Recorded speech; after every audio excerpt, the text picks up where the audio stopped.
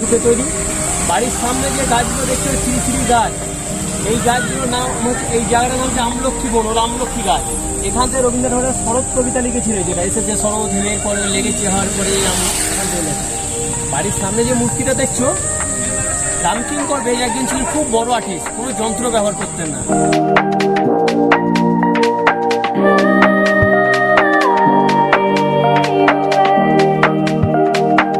তৈরি বাড়ির সামনে যে গাছগুলো দেখতে ছিঁড়ি ছিঁড়ি গাছ, এই গাছগুলোর নাম হচ্ছে, এই জায়গাটার নাম হচ্ছে আমলক্ষী বন, ওর আমলক্ষী গাছ। এখান থেকে রবীন্দ্রনাথের শরৎ কবিতা লিখেছিল, যেটা এসেছে শরৎ হেমের পরে লেগেছে হওয়ার পরে আমি এখান থেকে লেখা। বাড়ির সামনে যে মূর্তিটা দেখছো, রামকিঙ্কর বেজ একজন ছিলেন খুব বড় আর্টিস্ট, কোনো যন্ত্র ব্যবহার করতেন না।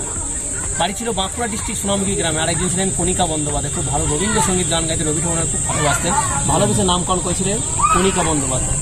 তা ওই রামকিঙ্কর বেজকে রবীন্দ্র ঠাকুর ফার্স্ট তৈরি করার পরে এই একটা মূর্তি, ওই মূর্তিটার নামকরণ করে গেছে অনির্বাণ শিখা, মানে এক জননী মা তার শিশুর মঙ্গল কামনা করবে, সকাল আর বিকাল যখন এর মধ্যে ছায়া পড়বে, সেই ছায়ার মধ্যে দেখতে হবে মা তার শিশু কীভাবে মঙ্গল কামনা করছে। আর আমলকি গাছ কোনটা? ওই যে ছিঁড়ি ছিঁড়ি পাতা, ওই যে আচ্ছা আচ্ছা আচ্ছা হ্যাঁ বুঝতে পেরেছি, বুঝতে পেরেছি।